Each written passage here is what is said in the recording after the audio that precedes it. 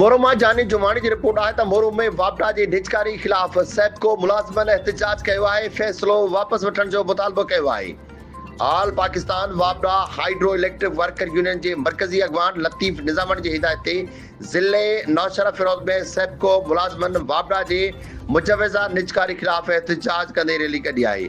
Rally जी अॻवानी Jansar Latif Nizamani, Shafqat Ali Qureshi chairman, Abdul Hameed Gangro vice chairman, Ghulam Abbas Budho, Mehboob Chauhan chairman RO divisional unit secretary, Behtab Ali, Danish Memon, Imtiaz Babu Malla, Bakht Ali सरियो कई। एहतिजाज कंदड़ जे हथनि में बैनर ऐं प्ले कार्ड हुआ। वापडा जी निजकारी ख़िलाफ़ सख़्त नारेबाज़ी कई। उन मौक़े ते अॻवाननि चयो त वापडा जी निजकारी सां मुलाज़िमनि जे रोज़गार खे पिणु ख़तरो लाइक़ु थींदो। आवाम ते बिजली जा अघ वधीक पवंदा। वफ़ाक़ी हुकूमत खां मुतालबो कयो वियो त मामले जो नोटिस वरितो वञे।